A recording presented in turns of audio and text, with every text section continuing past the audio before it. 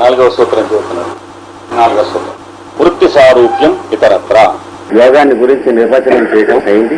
ఇంతవరకు చిత్తవృత్తి నిరోధం అని నిర్వచనం చేయడం వల్ల చిత్తం అనగానేమి కొంత తెలుసుకుంటామని, వృత్తి అనగానేమి కొంత మాదిరి తెలుసుకుంటామని శాంప్లింగ్ బిజినెస్. నిరోధము ఎలా ఉంటుంది అనేది సాధన పరమావధి కనుక అది క్రమంగా అవుతున్న కొద్దీ తెలుస్తుంది.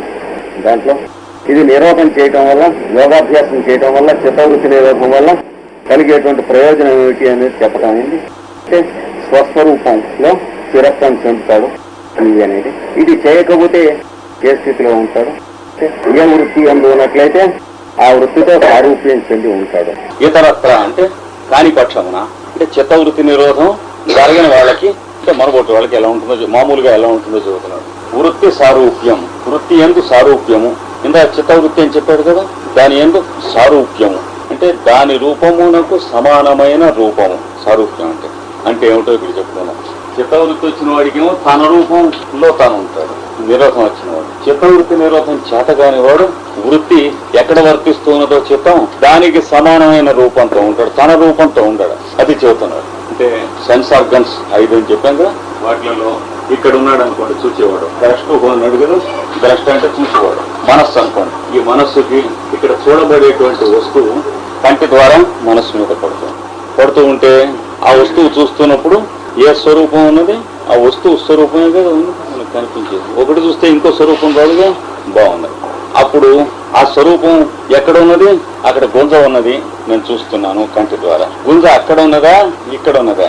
అక్కడ ఉన్న గుంజ కాక మనం చూస్తున్నప్పుడు దాని ప్రతిబింబమైన గుంజ మన మనస్సు మీద పడుతూ ఉన్నదా లేదా? లేకపోతే ఎలా చూస్తున్నాం?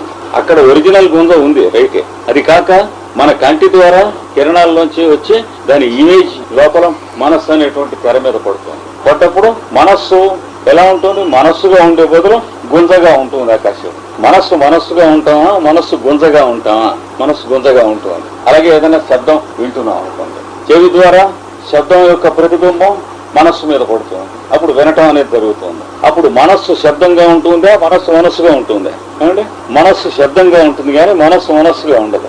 అలాగే ఏదన్నా మంచి సువాసన వాసన చూస్తున్నాం, సుగంధం అనేటువంటిది ముక్కులోంచి వచ్చి మనస్సు మీద ప్రతిబింబిస్తే మనం వాసన చూస్తున్నాం, మన వాసన వేస్తుంది అంట. అప్పుడు మనస్సు వాసనగా ఉంటుందా, మనస్సుగా ఉంటుంది? వాసనగానే. అలాగే నాలుక మీద ఏదైనా వస్తువు పెట్టుకున్నప్పుడు నాలుక అనే ఇంద్రియాన్ని పనిచేసి అది మనస్సు మీద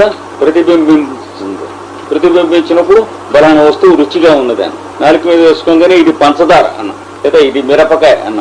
అప్పుడు మనస్సు పంచదారగా ఉన్నది కానీ మనస్సుగా లేదు. అంటే ఏ ఇంద్రియ ప్రవృత్తి మనస్సు మీద పడుతూ ఉందో మనస్సు ఆ ప్రవృత్తిగా ఉంటుంది. మన ఎరుగున్న భాషలో చెప్పాలంటే సినిమా తెరగా ఉండదండి, సినిమాగా ఉంటుంది. కానీ ఏ సినిమా వేస్తే ఆ సినిమాగా ఉంటుంది, ఆ కాసేపు ఉన్న తెర.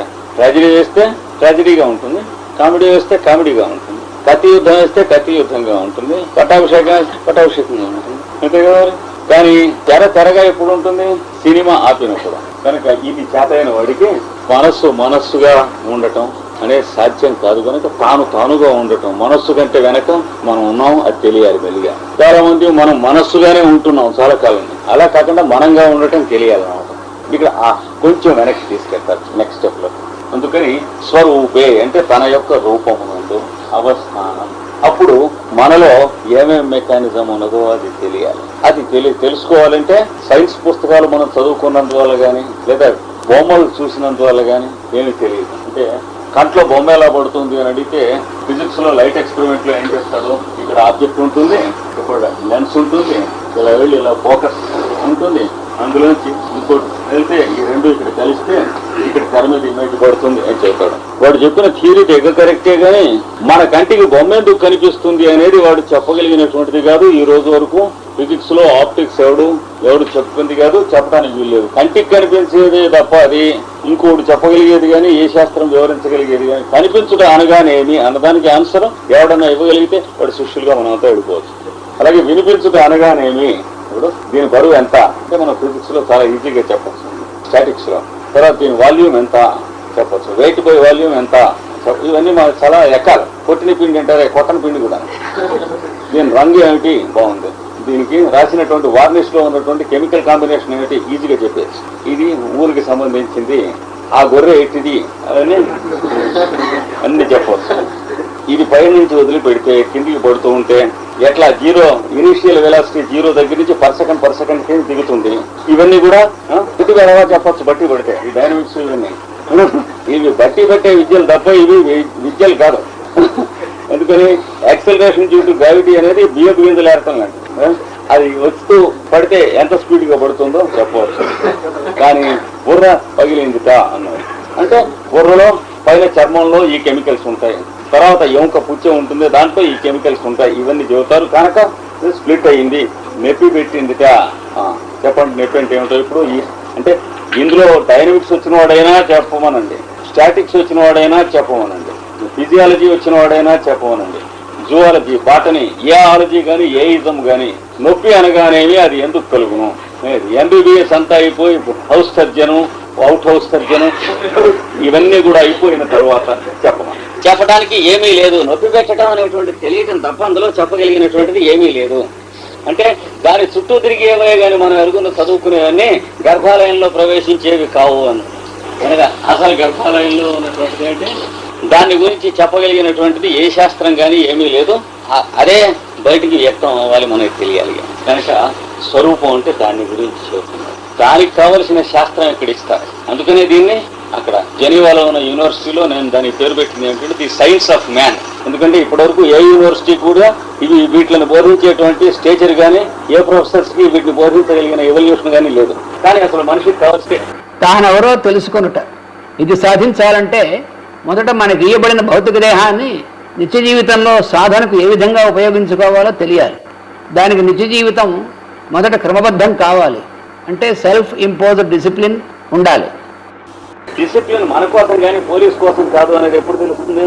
ఇది వస్తుంది తెలుస్తుంది, లేకపోతే వాడి కోసం అని అనిపిస్తుంది. లైఫ్ ఒక రకమైనటువంటి తేజవంతం అవుతుంది. అంటే ఇనప మొక్కకే ఏసుకాంతానికి ఏ తేడా ఉందో ఆ తేడా వస్తుంది. మన లైఫ్ అంతకు ముందుకేంది, దాని తర్వాత యోగాభ్యాసంలోకి వచ్చిన తర్వాత అది జీవితం అనేది ఎందుకోసం అనేటువంటి తెలుస్తుంది. లైఫ్ లివబుల్ అవుతే కానీ లవబుల్ అవ్వదు, అది తేడా. లేకపోతే ఏమవుతుంది, ఏదో బతుకుతూ ఉంటాం, ఉద్యోగం చేస్తూ ఉంటాం, ఏదో చేతనైనంత వరకు డబ్బు ఏదో తెచ్చుకుంటూ ఉంటాం. అది నలుగురికి సరిపోతూ ఉన్నారు, సరిపోదు, అంతా అయిపోయింది. ఎటు వాళ్ళు అటు వెళ్ళిపోయినారు, వాళ్ళ ఉద్యోగాలు వాళ్ళకి వచ్చినాయి, వాళ్ళ జీవితాన్ని వాళ్ళకి వచ్చినాయి. చివరికి ముసలాళ్ళం అయ్యాం, చనిపోబోతున్నాం. ఇంతేనా పరమావధి జీవితంలో? ఇంతే కనుకైతే అనవసరం. ఎప్పుడో శుభ్రంగా ఏదైనా ఎలక్ట్రిక్ ఏదో తీసి ముట్టుకుంటే సరిపోయేది. ఇది కాక ఇంకేదో ఉన్నది. Life is really liveable. అంటే దానంతా స్వీట్ ఇంకేది కాదు. అది తెలియాలి. అది తెలియటం కోసం పుట్టి కూడా నువ్వు వేస్ట్గా మెషినల్లే బతికి చచ్చిపోవటం అనేటువంటిది ఇన్సల్ట్ టు హ్యూమన్ బర్త్. అది తెలియాలి. దానికోసం ఇది. అందుకని సదా ద్రష్టు స్వరూపే అవస్థానం. ద్రష్ట యొక్క స్వరూపమునందు స్వస్థితి పొందుట, ఇది సైన్స్ ఆఫ్ మ్యాన్ అంటే. మీకు science of animals, physics, chemistry, chemical physics, physical chemistry, applied physics ఇవన్నీ ఎన్నైనా ఎక్కాలి చెప్పచ్చు మనం. టెక్నాలజీ, ఫార్మకాలజీ ఇవన్నీ ఎన్నైనా చేయవచ్చు. జబ్బులు చేస్తే ఏం చేస్తాం, జబ్బులు చేయకుండా ఏం చేస్తామో తెలియాలి. జబ్బులు చేయకుండా ఉండేది ఎట్లాగో తెలియదు. కానీ జబ్బులు చేస్తే మందులు ఏమిటో అనేది 5 ఏళ్ళు కాదు 10 ఏళ్ళు నేర్చుకున్నా జబ్బులు చేయకపోవటం ఉండదు. మనకి జబ్బు చేయకుండా జీవించేటువంటి శాస్త్రం అంటే సైన్స్ ఆఫ్ హెల్త్ కావాలి. కానీ science of disease and cure అనేది ఏదో నెగిటివ్ సైన్స్. కానీ అప్రోచ్ మారాలి. ఇవే సబ్జెక్ట్స్ అప్రోచ్ మార్చి మనం తెలుసుకోవాలి. దానికి ఇది ఈ సైన్స్ కావాలి. కనుక స్వరూపమునందు అవస్థానం అంటే స్థితి, స్థిరంతం. ఈ రెండవది అది లేనటువంటి వాడికి ఏమవుతుంది? వృత్తి సారూప్యం. వృత్తి అని ఐదు కదా బయట ఉన్నటువంటి 1, 2, 3, 4, 5 దీంట్లో ఏదో ఒక దాంతో సారూప్యం చెంది ఉంటుంది అన్నప్పుడు ఒక్కటే మనకి కనిపిస్తూ ఉంటుందా? ఇక్కడ లైట్ కనిపిస్తూ ఉంటుంది, అక్కడ శబ్దం వినిపిస్తూ ఉంటుంది, ఇక్కడ వాసన కనిపిస్తూ ఉంటుంది. ఇన్ని ఉన్నప్పుడు ఏం చేస్తాం? కన్ఫ్యూజన్. ఎందుకంటే ఇందులో ఏదో ఒకదాన్నే అటెండ్ అవ్వగలం. 2 పుస్తకాలు ఇక్కడ పెట్టుకుని 2 చదవగలరా? ఒక ట్యాప్ ఇంకోటి చదవాలి. లేదా 2 రాయటానికి పెట్టుకుని 2 చేతులతో రాయటం ప్రాక్టీస్ చేశారనుకోండి, కానీ 2 పుస్తకాలు రాయగలరా? రాయలేరు. అందుకని ఈ 5 సెన్సెస్, సెన్స్ ఆర్గన్స్ వాటిలో నుంచి పనిచేసేది ఒక సినిమాయే తెర మీద పడితే మనకి చూడటానికి వీలుగా ఉంటుంది. కానీ 2 సినిమాలు 2 పక్కల నుంచి ప్రొజెక్టర్ల నుంచి వేశారనుకోండి ఒకే తెర మీద, అప్పుడు ఎలా ఉంటుందో ఇదిగో ఇది ప్రాక్టీస్ చేయనటువంటి మన జీవితానికి ఎలా ఉంటుంది అన్నాడు. అందుకనే దాన్నే మనం ఏమంటాం? బిజీగా ఉంటాం. అంటే ఏంటి? వీఆర్ ఇడియట్స్ అని అర్థం. బిజీగా ఉన్నాం అంటే బిజీగా ఉండదు, అది మన బుర్ర పాడు చేసుకుంటుంది తప్ప. బాడీ ఎంత స్పీడ్గా ఉన్నా మనం కామ్గా ఉండొచ్చు. మైండ్ ఎంత స్పీడ్గా ఉన్నా మనం కామ్గా ఉండొచ్చు. బిజీగా ఉండక్కర్లే, యాక్టివ్గా ఉండాలి. కానీ యాక్టివ్గా ఉండటం అనేది ఆరోగ్యం, బిజీగా ఉండటం అనేది మెంటల్ డిసీజ్. బిజీగా ఉండటం వల్ల హైపర్ టెన్షన్ వస్తుంది, పిచ్చెక్కుతుంది, మరుపు వస్తుంది, వస్తువులు మర్చిపోతాం, చిరాకు వస్తుంది, ఇవన్నీ వస్తాయి. యాక్టివ్గా ఉండటం వల్ల మనం చేయగలిగినటువంటి సామర్థ్యం క్రమంగా పెరుగుతుంది. అంటే ఆ రోజుకి will do things better, more beautifully ఇది వస్తుంది. కనుక దీనికి దానికి తేడా. అది వృత్తి సారూప్యంలో ఉన్నప్పుడు ఏం జరుగుతుంది, మీకు మనస్సుకి ఒకటి కనిపిస్తూ ఉన్నప్పుడు ఇంకోటి వినిపిస్తూ ఉంటుంది. మనస్సు అటు పరిగెట్టాలో ఇటు పరిగెట్టాలో తెలియదు. అలాగా ఎవరితో అన్నా మీరు కలిసి మాట్లాడుతున్నప్పుడు వాడి స్వభావం యొక్క ప్రతిబింబమైన స్వభావంగానే మీరు ఉంటారు, కానీ మీ స్వభావంతో మీరు ఉండరు ఈ ప్రాక్టీస్ లేకపోతే. అంటే ఎవడి ప్రెజెన్స్లో వాడికి సంబంధించినట్టుగా ఉంటాం. అంటే మనంగా ఉండటం అనేది అసలు ఉండదు అన్నమాట. అంటే 100 మంది రోజు కట్టుకుని విడిచిన బట్టలాగా ఉంటుంది మన మనస్సు. ప్రతివాడు రావటం, వాడు పావుగంట కూర్చుంటాం, వాడికి సంబంధించిన మనసుతో మనం ఉంటాం. వాడు వెళ్లే లోపల ఇంకోటి రావటం, మళ్ళీ వీడికి సంబంధించిన మనసుతో ఉంటాం. సాయంత్రం అయ్యేటప్పటికి మన మనస్సుతో ఉండటానికి కావాల్సిన అవకాశం లేదు. దాన్ని బిజీగా ఉండటం అంటారు, మోస్ట్ అన్హెల్దీ. అది కనుక మీరు చెక్ చేసుకోగలిగితే 1,00,000 మంది మధ్యన మీరు ఉన్నా మీరే ఉంటారు, ఇంతమంది ఉంటారు. అంటే మీకు ఆ ఇంతమందితో ఉన్నటువంటి అలసట కానీ కావేశాలు కానీ మీలో ఉన్నటువంటి ఫైనర్ ఫోర్సెస్ డిస్టర్బ్ కావటం కానీ ఏమి ఉండదు, అది వస్తుంది. అంటే మీరుగా ఉంటారు. ఇక్కడ మీరు మ్యాథ్స్ మెంటాలిటీలో ఉంటారు. అంటే కంపెనీ మెంటాలిటీలో ఉంటాం. కంపెనీలో ఉండగా ఏదో పరుపులు బదులు కొడతాం, రాళ్ళు వేస్తాం, రైలు పట్టాలు వీకేస్తాం, రోడ్డు మీద ఉన్నటువంటి బల్బులు ఇవన్నీ కూడా రాళ్ళు వేసి బదులు కొడతాం. ఒంటరిగా ఉన్నప్పుడు ఎవరన్నా చేస్తాం. ఎందుకని? సొంత మనస్సు పనిచేస్తుంది. మనుషుల్లో కలిసి ఉన్నప్పుడు ఏమవుతుంది, 10 మందిలో ఏ ఒక్కడి మనస్సు ఉండదు. మ్యాథ్స్ మెంటాలిటీ అంటారు, అది పనిచేస్తుంది. ఓడు అరిస్తే 10 మంది అరుస్తారు, ఓడు పరిగెడితే 10 మంది పరిగెడతాం. అందుకని ఇక్కడ నువ్వుగా ఉంటావు. ఇది తేడా. ఎవడు నీతో మాట్లాడుతూ ఉంటే వాడికి సంబంధించినట్టు మాట్లాడతారా, ఇంకోటితో మాట్లాడినట్టు మాట్లాడతారా? మీరు వాడికి సంబంధించినట్టే మాట్లాడతారు. కానీ వాడు ఉన్నంతసేపు వాడికి సంబంధించినట్టే మీ మనస్సు కూడా ఉంటుంది. ప్రాక్టీస్ లేకపోతే, ప్రాక్టీస్ ఉంటే మీ మనస్సు అంటూ అసలు ఉండటం మీరు ఉంటారు. కానీ అప్పుడు వాడు కావలసిన వాడి మనస్సు వాడు తెచ్చుకుంటాడు మీ దగ్గరికి. తెచ్చుకున్నప్పుడు వాడికి కావాల్సిన మాటలు మీ చేత వాడు మాట్లాడించుకుంటాడు. వాడికి కావాల్సిన సొల్యూషన్స్ మీ వల్ల వస్తాయి, అవి తీసుకొస్తాడు. వాడికి ఏం కావాలో అది వస్తుంది. కానీ మీ దగ్గర నుంచి మీరేం జాగ్రత్తగా మాట్లాడాలో ఆ హెడేక్ మీకు అక్కర్లేదు. అందుకనే ఎన్ని వేల మంది, ఎన్ని లక్షల మంది అలాంటి వాళ్ళ దగ్గరికి వచ్చి వెళ్ళిన వాళ్ళకి వాళ్ళ అర్హతను బట్టి, నిదానాన్ని బట్టి జీవితానికి ఒక బాట కనిపిస్తుంది, దొరుకుతుంది తప్ప వీళ్ళకి పోయేదేం లేదు. ఒక అరవింద యోగి కానీ, రమణ మహర్షి కానీ, లేకపోతే ఆ తరంలో చిట్ట చివరి వాడు మొన్ననే వెళ్ళిపోయినాడు వినోబా భావే, అలాంటి వాళ్ళు కానీ వాళ్ళ దగ్గర వెళ్ళి కూర్చుంటే ఏం జరుగుతుంది? ఈ వెళ్ళిన వాడు మ్యాగ్నటైజ్ అవుతాడు. వీడికి కావలసినటువంటి మార్గం దొరుకుతుంది జీవితంలో. ఎందుకని? వీడి దగ్గర ఉండవలసిన సరుకు అంతా ఉంది, అరేంజ్మెంట్ లేదు, అది అక్కడ దొరుకుతుంది. ఇనప ముక్క స్ట్రాంగ్ మ్యాగ్నెట్ దగ్గరికి పట్టుకెళ్ళామనుకోండి, ఏం జరుగుతుంది? కావాల్సిన వస్తువు అంతా ఇక్కడ ఉంది, కానీ అరేంజ్మెంటే లేదు, మ్యాగ్నెట్ అవ్వలేదు. అది అవుతుంది అక్కడికి వెళ్ళి. అంటే ఇండక్షన్ జరుగుతుంది. దాంట్లో కండక్షన్ ఏమక్కర్లేదు. అంటే అవతల వాళ్ళ ఐడియాస్ వేసి రుద్దక్కర్లేదు. బ్రెయిన్ వాషింగ్ కానీ, ఇన్ఫెక్షన్ ఆఫ్ థాట్ కానీ, ఐడియాస్ కానీ ప్రచారం చేయటం కానీ ఇట్లాంటి బ్రూటల్ మెథడ్స్ ఏం అక్కర్లేదు అన్నమాట. ఒక రకమైనటువంటి పద్ధతి వస్తుంది. అప్పుడు ఏమవుతుంది? వీడి దారి వీడికి దొరుకుతుంది, వాడి దారి వీడికి రుద్దడం, వాడి నమ్మిది వీడికి రుద్దడం జరగదు. యోగాభ్యాసంలో సిద్ధుడైనటువంటి మహానుభావుడి దగ్గరికి మనం పెడితే వాడేం నమ్ముతున్నాడో అది మనకు బోధించడం, మనకేం కావాలో అది బోధిస్తాడు. అది వాడికి మిగతా వాళ్ళకి తేడా. అది వాడి బూట్లు మనకి అమ్మడు, మన బూట్లు మనకు కొనిపెడతాడు. వాడి బూట్లు మనకి అమ్మితే మెడకు కట్టుకునేందుకు కూడా మనకి అది వేరే ఆయన. అందుకని వాడు దేన్ని నమ్ముతున్నాడో అది చెప్పేటటువంటి ఈ పొలిటికల్ లెవెల్స్ లో, చెత్త లెవెల్స్ లో ఉండవు.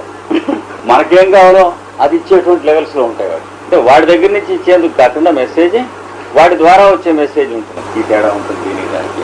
కనుక ఇది అభ్యాసం నీకు అయినప్పుడు స్వరూపమునందు అవస్థానం అంటే నువ్వంటే ఏమిటో నీ స్వరూపం తెలుస్తుంది, దాంట్లో ఉంటావు అన్నది. ఇప్పుడు మనం అదేమిటో తెలుసుకోవాలి. నెక్స్ట్ అది చెప్పేది ఇక్కడ.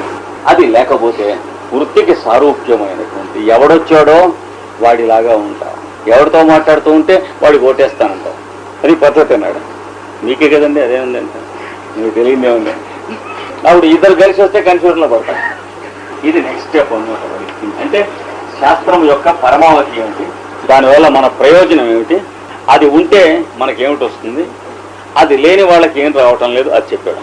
యోగం అనగా చిత్తము యొక్క వృత్తులను నిరోధించుట, అనగా చిత్తమును నిరోధించుట కాదు. అంటే మైండ్ కంట్రోల్ మాత్రం కాదు, మైండ్ అండ్ సెన్సెస్ని రెగ్యులేట్ చేయటం, అది కంట్రోల్ ఇట్లాంటివి తొక్కేయటం ఏం కాదు.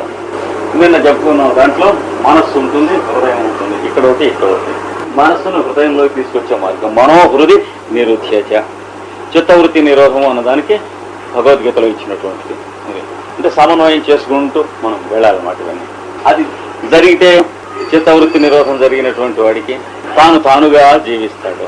తాను మనస్సుగా ఉండటం కాకుండా, తాను దేహంగా ఉండటం కాకుండా, తాను ఇంద్రియాలుగా ఉండటం కాకుండా, తాను ఇంటెలిజెన్స్గా ఉండటం కాకుండా, కొంతమంది తమ తెలివితేటలుగా తాము బతుకుతారు, తాముగా బతకరు.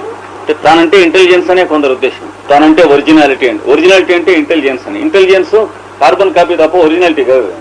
ఇంటెలిజెన్స్ మనలో ఉన్నటువంటి మెషిన్లో ఒక భాగం. మెషిన్ మనం అవుతాం, మన స్కూటర్ చక్రం మనం అవుతాం, మన ఫౌంటైన్ పెన్ మనం అవుతాం. ఎట్లయితే మన మెషిన్లో ఏ భాగం మనం కాం. ఇంటెలిజెన్స్ మన మెషిన్లో ఒక భాగం కనుక ఇప్పుడు మెషిన్లో భాగములు తెలియవలేను.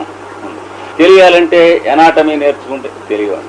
ఎనాటమీ నేర్చుకుంటే మెషిన్లో ఉన్నటువంటి ముక్కల మొత్తం ఏ ముక్క ఎంత ఉంటుందో తెలుస్తుంది, కానీ పరస్పర సంబంధం తెలిసే సైన్స్ మాత్రం కాదు. ఇంకా కొంచెం వేరే శాస్త్రం కూడా తెలియాలి. ఫిజియాలజీయో అది కూడా తెలియాలి. ఇంకా కొంచెం వేరే శాస్త్రం కూడా అంటే తల మీద ఏదైనా పడితే నొప్పి అంటే ఏమిటో ఎట్లయితే తెలియదో వాటి వల్ల మనకు కావాల్సింది తెలియదు. కనుక ఇక్కడ ఈ వృత్తి అంటే ఏమిటి, వృత్తులు ఎన్ని రకాలు అది ఇటుపైన చెప్పదలుచుకున్నాను. 5 ఇంద్రియాలు చూసాం కదా, 5 ఇంద్రియాలకి 5 వృత్తులు ఉంటాయి. అది మనకు కనిపిస్తూనే ఉంది. ఈ 5 వృత్తులు కలిసి 1, 2, 3, 4, 5 ఒక వృత్తిగా తీసుకోవాలి. కనబడటం, వినబడటం, వాసన వేయటం, రుచి వేయటం, స్పర్శ తెలియటం, ఇది ఒక పద్ధతి, ఒక గ్రేడ్. ఇలాంటివి 5 ఉన్నాయి. 5 వృత్తులు చెబుతారు ఇక్కడ. 5 వృత్తులు ఈ 5 కాదు. ఈ 5 కలిసి ఒక వృత్తి అయితే రియాక్షన్స్ టు ఎన్విరాన్మెంట్, బయట బాహ్య ప్రపంచమునకు తో మనకు కలిగిన సంసర్గములు 5 విధములు. మనకు ఔటర్ వరల్డ్ తో వచ్చిన కాంటాక్ట్ లో ఉన్న రియాక్షన్స్ ఎన్ని రకములు అంటే 5 రకములు.